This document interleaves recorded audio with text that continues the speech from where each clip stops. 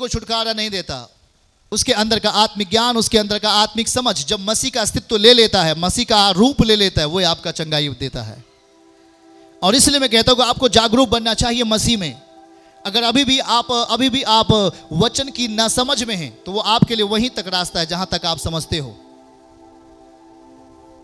आप पूरी बाइबल पढ़ लो, अगर आपके पास समझ नहीं वचन की, आप वहीं तक हो जहां से आपने शुरुआत किया है। छुटकारा आपके शुद्ध विवेक से शुरू होगा। छुटकारा आपके शुद्ध विवेक से शुरू होगा। वो जगह लेगा आपके मन मस्तिष्क में और आपके विचारों को बनाएगा सामर्थी। इसलिए कहा, प्रभु आप बोल दो जो चीजें निकल रही हैं। देखो मैं आपको बताता हूं, आपका दिमाग आपके शरीर को चलाता है, ना कि आपका शरीर दिमाग को चलाता है। ध्यान से सुनिए प्रिय भाई बहनों, आपका दिमाग आपके बॉडी को चलाता है, ना कि आपका शरीर आपके दिमाग को चलाता है। इसलिए परमेश्वर आपके बुद्धि और विवेक को एक शक्तिशाली रूप में देना चाहते हैं। पर उन बातों को जब आप एक सेवकाई में आते हैं, जब आप एक अभिषेक के साथ जुड़ जाते हैं, जब आप वचनों को समझने लगते हैं, जब आप वचनों को अपने जीवन का भाग बना लेते हैं, वो आपके जीवन को शक्तिशाली रूप में रख देता है। तब आपके मुख से निकलने वाली हर बातें आपके जीवन का हल बन जाती है। आमीन, आमीन, हालेलुया। देखिए मेरे प्रियो, एक बात को मैं पढ़ता हूँ, वो आपको छुड़ा लिया है। क्या आप बहुत बातों की चिंताओं में रहते हैं? आप अपने अस्तित्व को खो देते हैं, आप अपने बल को खो देते हैं।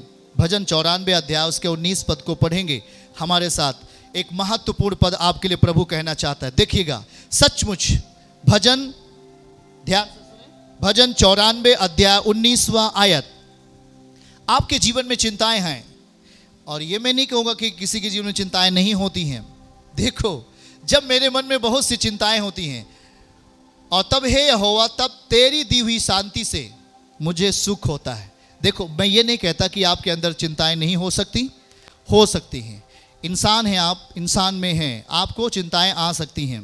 पर ध्यान से सुने, अगर चिंताओं को हमने ज़्यादा बल दे दिया तो आपके दिमाग को खा जाती हैं। सोचा आपने?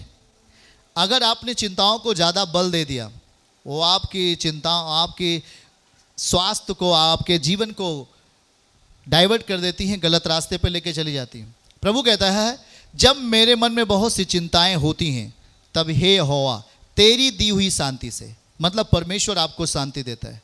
चिंताएं और व्याकुलता इस संसार का एक भाग है।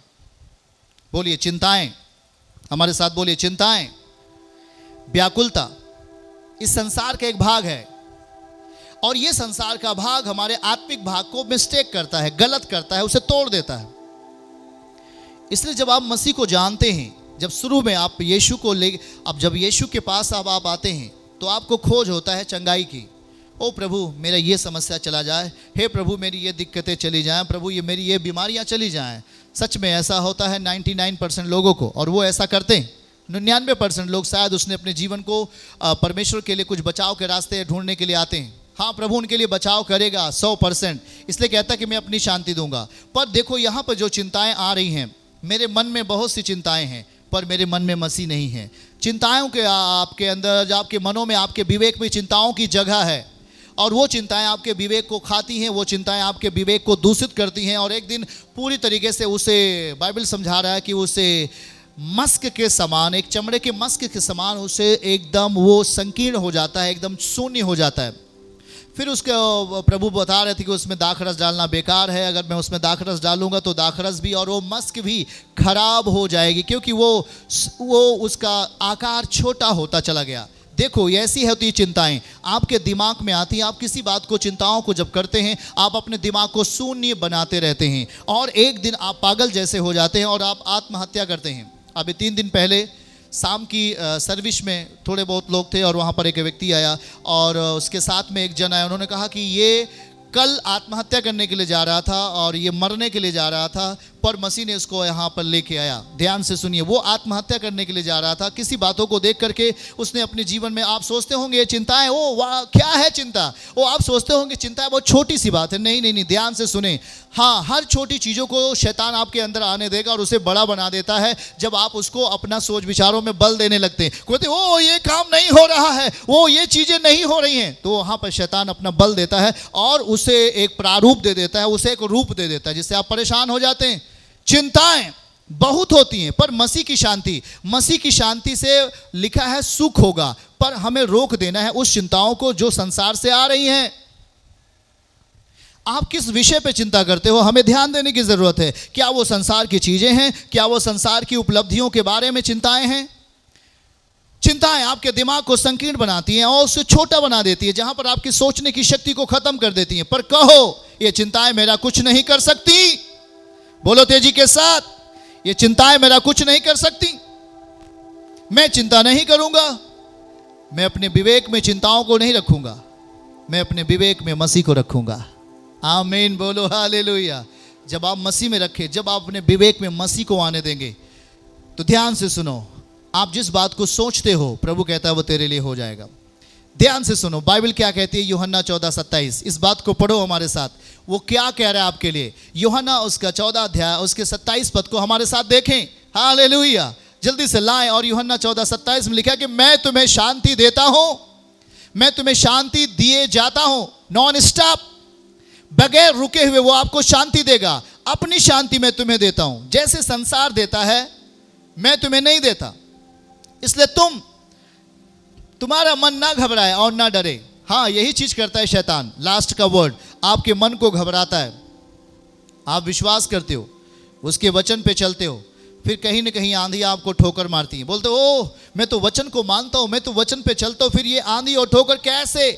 वो चीजें आती हैं आपको घबराने के लिए, वो संसार आता है आपको डराने के लिए। यही यीशु ने कहा लास्ट में, तुम्हारा मन ना घबराए और ना ही डरे। इसलिए शक्तिशाली शांति, बोलो शक्तिशाली शांति, अलौकिक शांति उस घबराने की जगह पर, उस डरने की जगह पर स्थान ले लेती है यीशु के नाम में। ताली बजा के परमेश्वर को महिमा दीजिए, हालेलुया।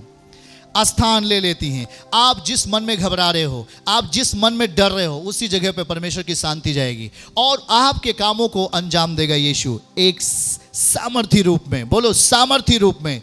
हाँ, इसलिए हमने विश्वास किया और कहा प्रभु मैं तुझे छूऊंगा। हाँ, हम तुझे छुएंगे विश्वास के द्वारा और कहेंगे प्रभु कि मैं निश्चय ही आज छू लूंगा और मैं चंगा हो जाऊंगा। अपने मन में व्याकुलता को जगह मत दो, अपने मन में निराशाओं को स्थान न दो। देखो, आप एक संसार में हो, अगर ये कहोगे कि नहीं ये तो आ जाएंगी और मैं मुझ में जगह ले लेंगी, तो ये आपकी गलती है। आपको उसे हर बार नाकारना पड़ेगा। अगर आपके अंदर व्याकुलता आती है, आपके अंदर चिंताएं आती हैं, तो वो आपको अधोलोक में ले जाना चाहती हैं। कहाँ पे ले जाना चाहती हैं? अधोलोक में। पर प्रभु आपको क्या कहता है? भजन 86 अध्याय 13 पद में क्या कहेगा वो आपको? ध्यान से सुनिए, कितना प्रेम वो आपसे करता है। भजन 86 अध्याय 13 पद में कहता है कि मैं तुझे बचाने वाला हूँ अधोलोक से। हाँ, और जल्दी से हमारे साथ इस पद को पढ़े। वो लिखा है कि मैं अधोलोक से मैं तुझे बचाना चाहता हूं, मैं तुझे छुड़ाना चाहता हूं। देखो लिखा है कि मैं, क्योंकि तेरी करुणा मेरे ऊपर बड़ी है। आमीन, हालेलुया। यस, अंगीकार है। बोलो हमारे साथ पढ़िए, क्योंकि तेरी करुणा, हे प्रभु तेरी करुणा मेरे ऊपर। सब लोग बोलो मेरे ऊपर। जहां पर भी आप हैं बोलो मेरे ऊपर। हे प्रभु तेरी करुणा बड़ी है और तूने मुझको अधोलोक की तह में जाने से बचा लिया है। अधोलोक का तह, लोवेस्ट हेल, अधोलोक के तह, जहां पर कठिनाई है, जहां पर विनाश है, जहां पर शांति नहीं है, जहां पर डर है, जहां पर इस संसार का डर है, जहां पर इस संसार की गंदगियों का एक वर्चस्व है, वो एक जगह होती है अधोलोक। प्रभु हम पे अधोलोक से हमें बचा लेंगे, पर कब? हम बोलेंगे हे प्रभु तेरी करुणा हम पर प्रबल है। बोलो तेरी करुणा हम पर प्रबल है। आमीन। परमेश्वर की करुणा हम पर प्रबल है। हालेलुया। बोलो मैं विश्वास करता हूं। बोलो सब लोग, मैं विश्वास करता हूं प्रभु तेरी करुणा, तेरी दया हम पर प्रबल है, प्रबल है। चलो अंगीकार करो। बिलाप गीत 3 अध्याय 23 पद, प्रभु तेरी दया। 22 और 23 को पढ़ो हमारे साथ और साथ में मुंह खोलकर इस बात को बोलो, शाबाला राबा बाबा। बिलाप गीत अध्याय 3 उसके 22-23 को हमारे साथ पढ़ो। हम मिट नहीं गए। बोलो हम मिट नहीं गए। लाबारा शाठा ला राबा दे रे। बोलो हम मिट नहीं गए। यह यहोवा की महाकरुणा का फल है। बोलो हमारे साथ, हम मिट नहीं गए। यह परमेश्वर की महाकरुणा का फल है। सब लोग बोलो फल है, क्योंकि उसकी दया, परमेश्वर की दया अमर है, नेक्स्ट 23 पद को पढ़े, उसकी दया हमारे, नेक्स्ट बोलो, प्रति भोर वो नई होती रहती है। और परमेश्वर की सच्चाई महान है, कोई उसे झूठा नहीं कर पाएगा। ताली बजा के परमेश्वर को महिमा दो। उसकी सच्चाई प्रति भोर, जितने दिन आप मसीह में सच्चाई से गुजारोगे उतनी ही सुबह आपकी नई होती रहेगी।